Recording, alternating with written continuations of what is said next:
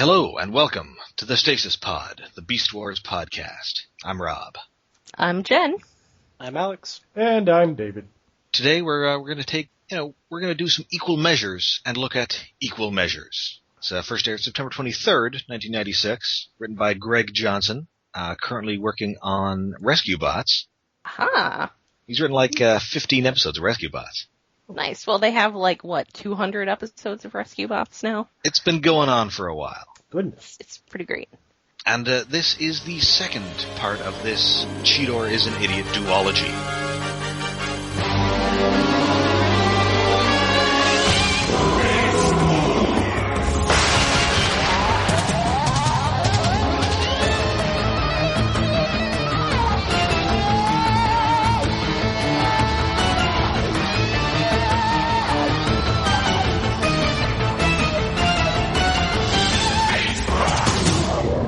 Now, in the last episode, I admitted that as an 18-year-old, for some reason, I had an unreasonable fondness for Cheetor.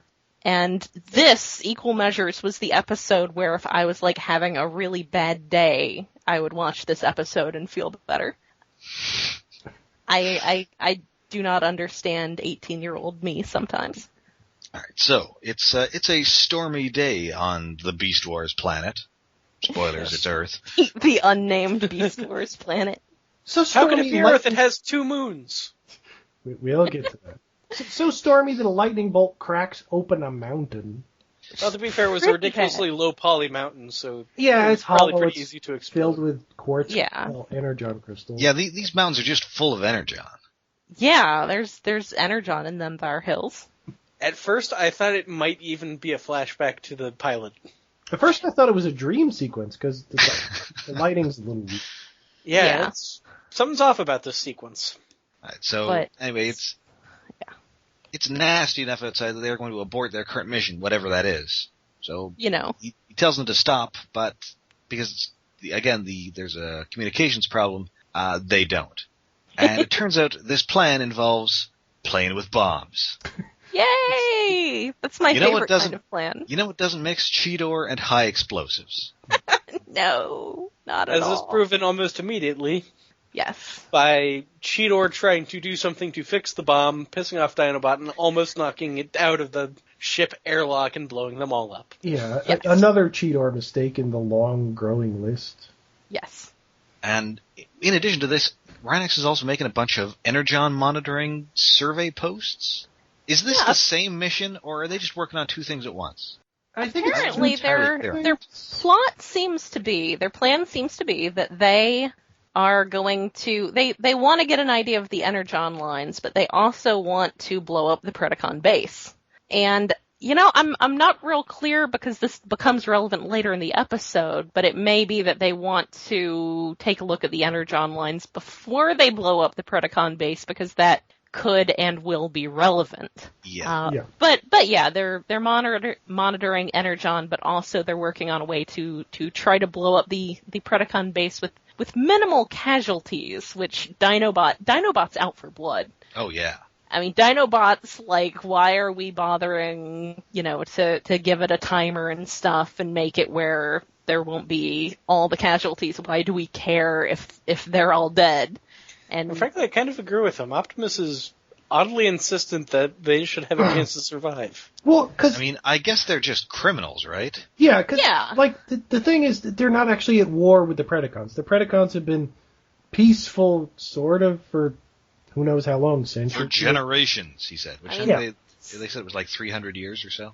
So it's like blowing up people who came from the town next door just because you moved to a new place. well, They're they are still jerks. criminals. It's They're like criminal blowing up jerks, yes. But criminals, which is still not something that civilized people tend to do. at this point, it's understandable why Primal wouldn't want to just kill them all. Yeah. Didn't he declare it a war, though? A beast war. Fair point. That's a good point. He is the one who declared it to be a war. So it's this mission is not happening, so everybody just has to go back to their quarters. When Dinobot transforms and walks away after the argument with Prime, his Yeah, transformation is just weird. Oh yeah, it looks like he hits his head on the top of the bulkhead. Yeah. Wait. Actually, there's another transformation he does later that's even more creepy, but it's like... Most of these transformations do not really work. Yeah, I'm just realizing, like, how crazy Dinobots is, after all. Like his rib cage goes out of his body somehow. Yeah, like his entire upper torso, robot mode, just like disappears somehow into his crotch.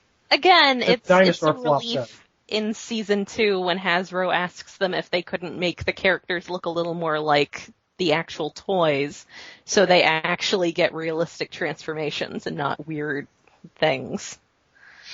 Which has some odd side effects, but it's kind of better than what happens to Dinobot. Yeah.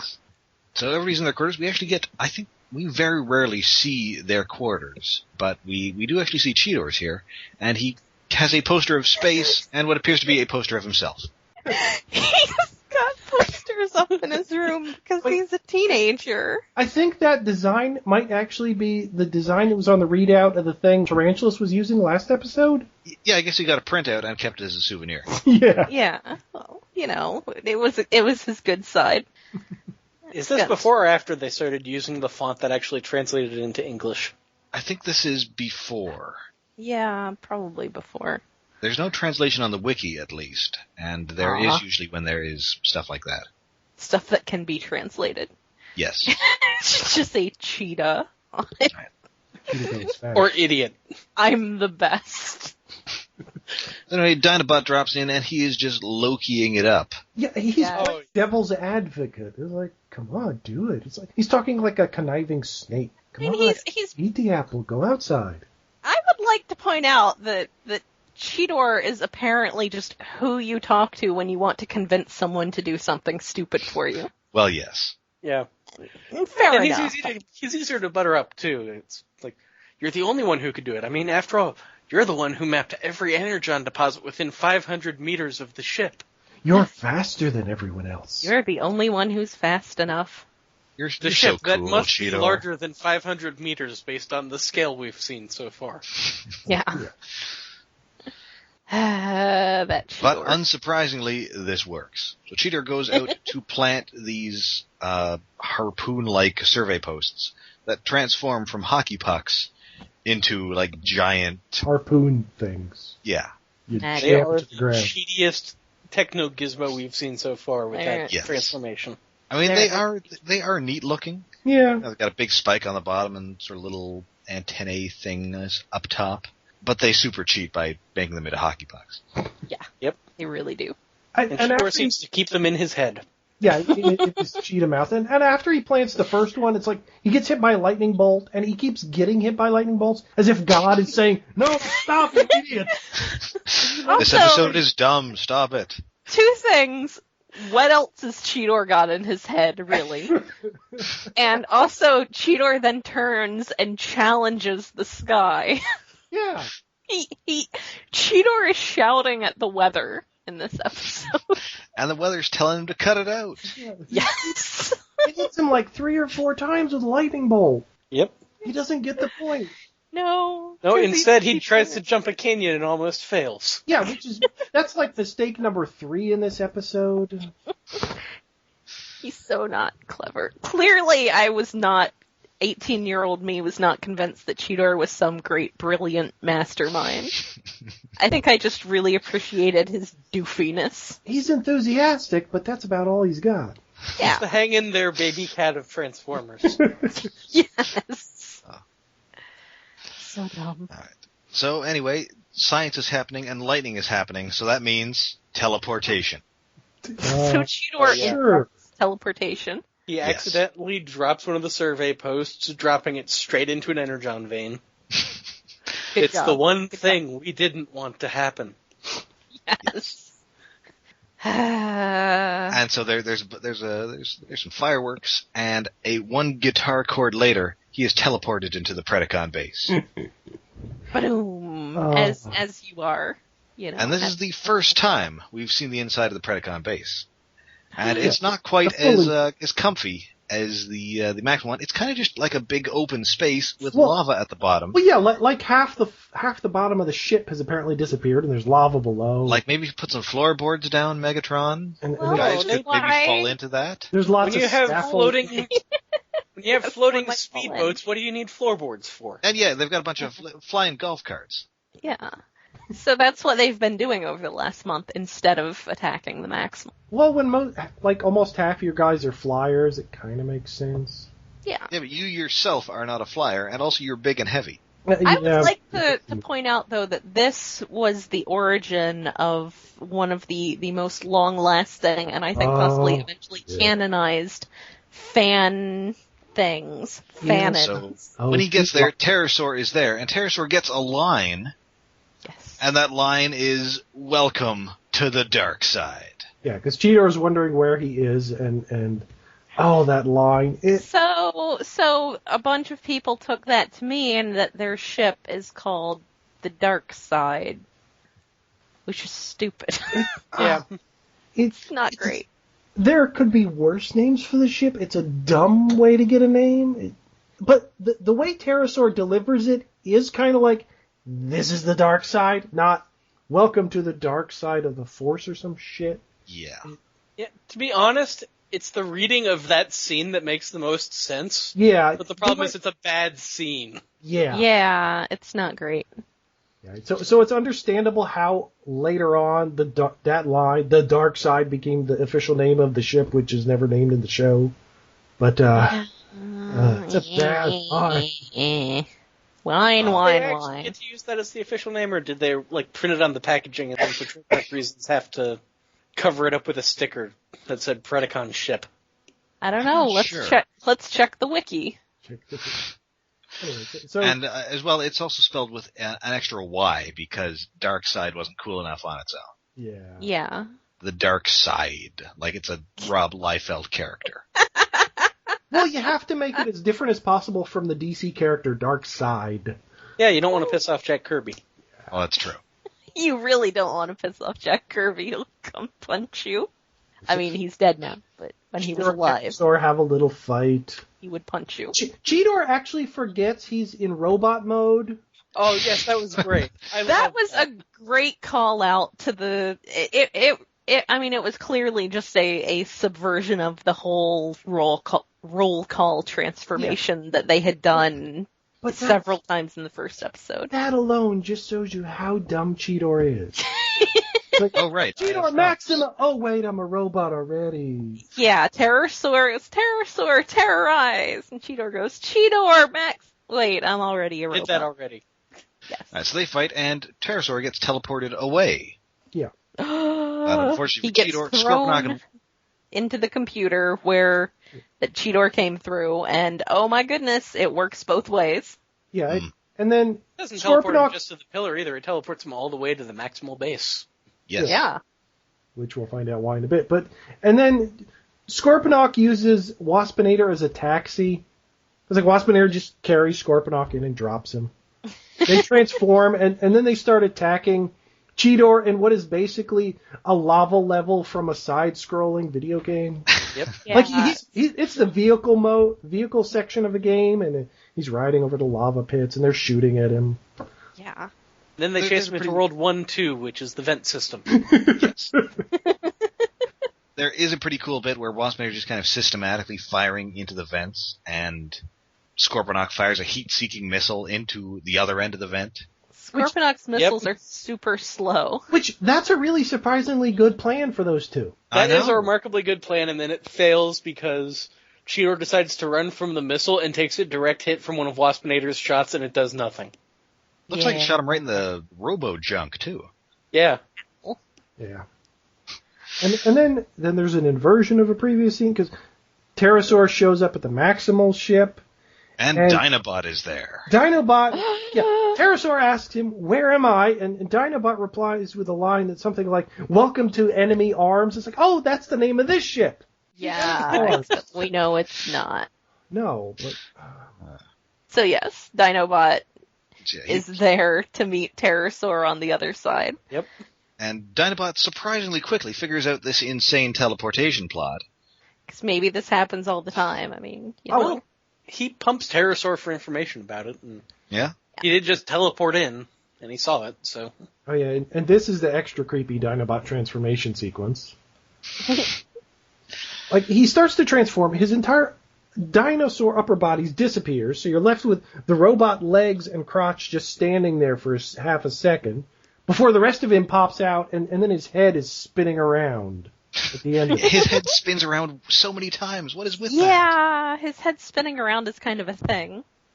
Like when he has the lasers and he just spins his head around. That's pretty great. Maybe it's a side effect of the time Primal punched him?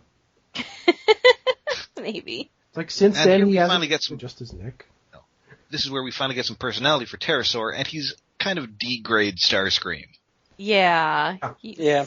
Not You know- not great you know at what he does. He may be the Starscream, but he's no Chris Latta. Yes. No. And So he tries totally... to scheme. Yes, and so he totally goes along with Megatron's plan to destroy the Maximals and rule the Predacons together. Yeah. The And then we Dinobot get- and Pterosaur form an alliance of the reptiles, and Dinobot We says get a something... fist bump of power. Yeah, after... Yeah. With lightning. That after Dinobot says, like, I hope you enjoy the visit line, like the X-Men line, like when it, Ha. or the Danger Room, that kind of thing. It has a variation of that line. It's weird. You survive the experience. Yeah, that Yeah. that line. I always forget the full quote. Dino Bros. Meanwhile, back on the dark side, With the Y. Yeah. Cheetor gets away from the not so dynamic duo, and he starts hacking away at the Predacons' computers. Oh yeah, and we get the The other missile, clip like, of the blows him up at the end, and he gets blown out of the airlock at the end. Or the vent system at the end. yeah, which is the final clip we were missing from the opening animation. Bullet train coming through. Yes. And he finds out that the Predacons have done a slightly better job of mapping their energon deposits, possibly because the Maximals are relying on Cheetor to serve us. Yeah. And they're both on a vein of energon that, if you blew up one ship, the other ship would probably also explode. Yeah. Oh no, it's the one thing we didn't want to happen. Yes. Yay. And thankfully, before the Predacons find him, he has downloaded this to what appears to be a floppy disk. Yes, it's a little different. It's got like a little cutaway. Yeah, it sort of looks like a floppy because it's got a hole in it, but the edges are wonkier. They're more circuit boardy. Yeah. It's pretty floppy disky though. Anyway, It's like- back at the base, Dinobot has gotten all the information he needs to know out of Pterosaur, so he stuffs him into a toilet and flushes him out of the ship. Yeah, Pterosaur ends up Delightful. blasting off again, but Pterosaur was hopping around the Maximal ship, like the cute little like penguin hops. Well, he's got those little stubby Pterosaur legs. Yeah. When Pterosaur is flushed out of, I assumed it was supposed to be like some sort of escape hatch thing, but the most makes important thing is that it makes a the toilet flush noise. sound. Yes. That's Also, what you'd think really that an escape matters. pod would have an actual pod instead of just ejecting you from the ship. Well, maybe it used to have a did pod. eject all the stasis pods they had. Maybe that's where one was. Although also it looked too small to fit a stasis pod into. It's just I think it's tiny... just their weird robot bathroom. It's entirely possible. I mean, Rat Trap is eating. That's true. That's got to come out somewhere. Like I was going to go the There's a lot opposite of direction. I fiber was in thinking that. maybe it's just like an airlock to keep the trash in before flushing in a safe location, and Yeah, Rat Trap's going to be pissed at Dinobot later because he flushed all the good trash along with Pterosaur. my apples. My horrible gray apples. Strange gray apples. Oh. Man, Dinobot, there was an expired wheel of cheese that I had been eyeing for a week. It wasn't expired. It was aging. I was giving it time to ripen, and now it's all over the landscape and probably all over Pterosaur. It had just gotten Gouda, and you turned it into mush. Dinobot, he just doesn't think. Alright, so now Dinobot has convinced Primal that Cheetor is dead already, having been teleported, and it's time for someone to set us up the bomb. Yeah, Primal's pretty upset about Cheetor being dead. We get a second Gary Chalk, big no. No! Well, listen, he had 4 people, and like 1/4 of his charges are dead. That's true. And maybe he liked Cheetor in some paternal way, I don't know. They needed somebody to test their stuff. Now who's going to do it? Yeah. Now who's expendable? Now who's going to be their guinea pigatron? Yeah. I blew up my intern. I'll never get tenure now. The map we see, like the Maximal and the Predacon base, and then the Energon crystals pathway that's in between them, that can't be more than like a few miles apart. Yeah, it's super close. Ridiculously close. I like how quick Dinobot is to write off Cheetor. Yep. Oh yeah, I also like the... well, he's dead. Let's blow them all up. It's what he would do if a Maximal showed up in his base. He would kill him instantly. True. Yes. I mean... And the problem is that he is way better at killing people than most of the guys who didn't defect. Unfortunately for Megatron. Yeah, Cheetor manages to outsmart 2 guys. Well, actually, 3. I mean, he outsmarts Waspinator and Scorponok. That's barely outsmarting 2 guys. It's like outsmarting 3/4 of a guy combined. Yeah. I also love the Dinobot feigning total ignorance as to what Cheetor had done. Yeah. Yeah. Dinobot, come on, man. He's still not fully integrated into the Maximal way here. No. But he changes activation code and everything. Yeah. Alright, so Cheetor teleports this disc, but unfortunately the bomb, which kind of looks like a thermos, gets teleported back. Yep. Had some really good coffee in there. Explosively good coffee. It's like a thermos crossed with an electronic jack. Yeah. Anyway, I liked the wires. Yes. And also, I believe at some point here, Cheetor talks about a quasar circuit. They really love talking about quasars on this show. Wasn't the storm a quasar storm? Well, in the pilot, he had a quasar jam in his gun. Just everything is quasars. I don't think they know what a quasar is.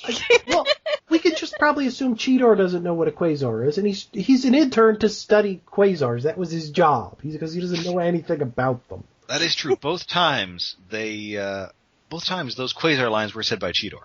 Yeah. He loves quasars. Maybe he said that he just doesn't know what he's talking about. He had a team up with Wendell Vaughn that we didn't see. Yeah. Wendell Vaughn, Marvel's Quasar. The first Quasar. The first Quasar. Cosmic Avenger. Sometimes he doesn't wear pants. Anyway. We're probably never going to see him in a movie. So there's this bomb, and now Pterosaur is back. I guess he just flew back? I guess. Well, yeah, because it's only like a half mile between the 2 bases. Yeah. And he can fly, despite having been, violently flushed. Yeah. That flush probably gave him about half the distance. Yeah, it got him halfway there. And, finally Megatron decides to show up in this episode. Megatron wonders what's going on in his own base. What was he taking a bath? That's what I was about to say. It's like from future episodes, we know he likes to take baths. That's probably what he was doing. Yeah. Maybe taking a long bath with his rubber ducky. Yeah, presumably he takes a bath until Scorponok tells him something's happening. Yeah. Yes. So that's why he's so mad. He's just taking a nice schwitz, and now people are shooting up his base, and also it's about to explode. Yeah. And there's a cat standing on the electronics. Yeah. So Cheetor successfully, he doesn't defuse the bomb, but he manages to get it unlocked from the console. So they toss it to Pterosaur. He flies it up out of the base. Kind of gets blown up himself because he's Pterosaur. Makes a nice sad pterodactyl sound. And Megatron is so grateful that he's just going to kill Cheetor now. Well, Cheetor teleports back, but also Megatron shoots this console, and I guess that's why, as Cheetor is heading back, the survey posts are exploding behind him. Yeah, it kind of overloads the system. So the teleporter doesn't work anymore because, well, that would be inconvenient to have in future. That would be super convenient. Yeah, although, they can't destroy either base. They're just going to send each other, like, really mean notes back and forth. Yeah. Pretty much. Yeah. They'd, like, egg each other's bases from the inside. Yes. Toilet paper. Other Halloween pranks. All those rotten apples. All of this sounds. Oh yeah, the Predacons would send over rotten apples, and Rat Trap would just be, "Oh, thanks." Yay! If you felt conflicted about it, it would be that they came from the Predacons rather than that they were rotten. Yes. Right. So now all is well that ends well.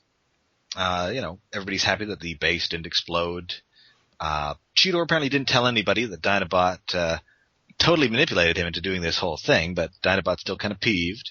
Well, he may be an idiot, but he's apparently good at keeping secrets. Yeah. Or Dinobot did such a good job at manipulation that Cheetor mentally framed it as his idea. This is possible. Man, wait, who says Oslag? Oh, that might be Rhinox. That's usually a Rhinox line, yeah. And then Cheetor swears, "I will do it again this time." It's like, the lesson you learned in the last episode is completely thrown over because you didn't die. Yeah, I'll never do it again until the next time. Yeah. Wah, wah. And this is after, this time it's Primal who threatens to beat up Cheetor if he doesn't follow orders. But then everybody, except Dinobot, obviously starts laughing like it's the end of an episode of Super Friends. Then we pan to that an exterior Cheetor. shot, and look, there's a rainbow. That wacky Or you Cheetor. And that is Equal Measures. It's, I don't think I like it quite as much as the web. It didn't have as much tarantulas. I mean, Waspinator and Scorponok, really, their whole thing is mostly just that they're idiots. They were not nearly as fun as tarantulas. So, given that it's just an idiot fighting some other idiots, it's not as fun. There's more pterosaur in this episode, and I kind of prefer pterosaur to tarantulas. But Cheetor does like 4 or 5 different stupid things in this episode. Yeah. Although he does them all, and they move the story forward instead of leading to a reset of the story. Yeah, like half the stupid things he does are actually successful, kind of. Because it's a teleporter by accident. Yeah, I mean he has a wisdom of 7 and just keeps rolling natural 20s. Yeah. That's about what it comes down to. He's taking a luck. Smile and nod, smile and nod. Don't know Dungeons and Dragons. Sorry. So yeah, I don't think it's quite a successful episode of the web, but it's still very entertaining. Just try not to think about it too hard, and also there's a magic teleporter. And try to ignore that line. I have to wonder, did they have teleportation technology? Did Cheetor just invent teleporting? I think that might be the only time we see teleporting in I guess unless we're, this did happen after Generation 1 and Skywarp was able to teleport. Yeah, I guess that's true. So maybe teleporting is a lost technology because they rely so much on transwarp and star bridges. Maybe. Stargates. Space bridges. Space bridge. I don't think they ever talk about space bridges in either of the B shows. No, they're an explorer ship. Why would they talk about them when you need one at both ends for it to work? Yeah. There is that. I mean, they could still talk about it, just not have it. They could mention it as something they don't have, but... Yeah. Well, it'd be nice if we had a space bridge. Yeah. Yeah.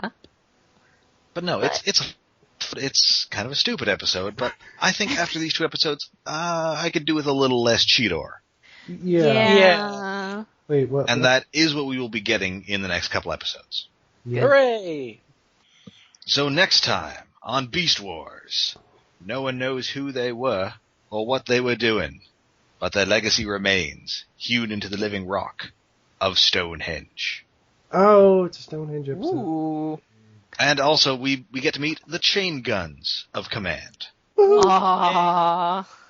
So good. So, signing off at the Stasis Pod. Don't forget, we are on iTunes and at iaconunderground.net. We are on Tumblr at stasispod.tumblr.com and on Twitter at @stasispod. Come say hi. That's right. Yeah. So signing off, I'm Rob. I'm Jen. I'm Alex. I'm David. Good night. Good evening. Good afternoon. Whenever you're listening. Good morning. To this, it's a distributed medium. Have a good one.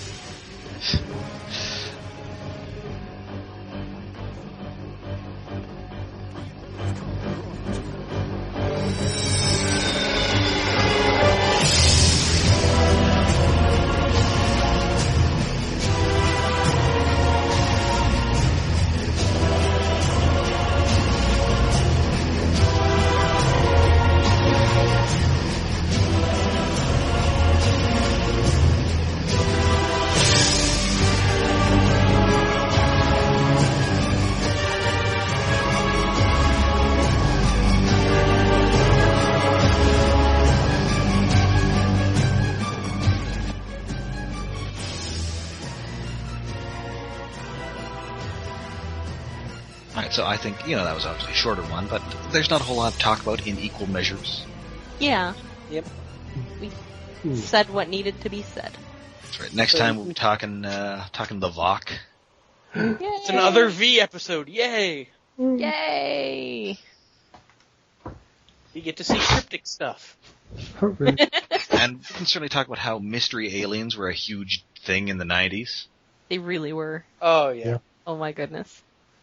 I mean, the aliens that we see in, Generation 1 are all very straightforward. It's just, they're these, you see them, you know what they do right away. Crazy, stupid engineers and giant children and whatnot. Yeah. Very Star Trek, the original series-y. Yes. Yeah. Whereas this time, it's very X-Files. Yes. Yep. Well, that was the big thing. They're aliens, they're doing mystery stuff on Earth, interfering with human development. We don't know it's human development yet. Pre-humans.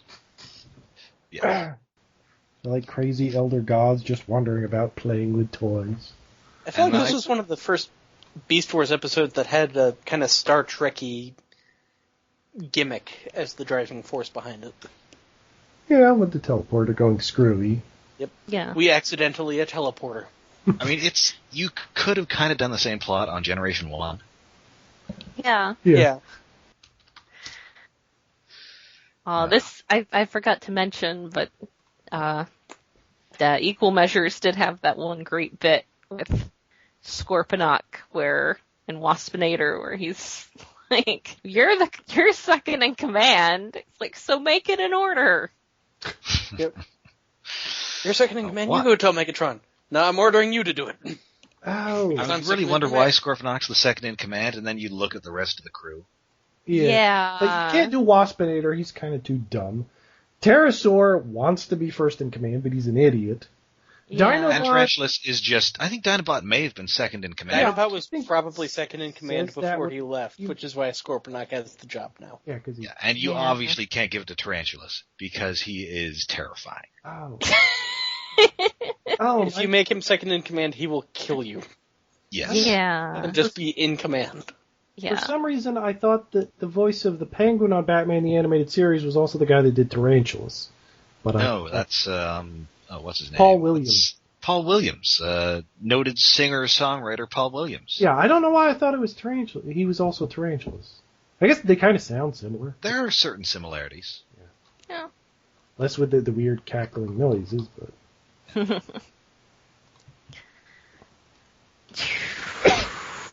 Yeah, and then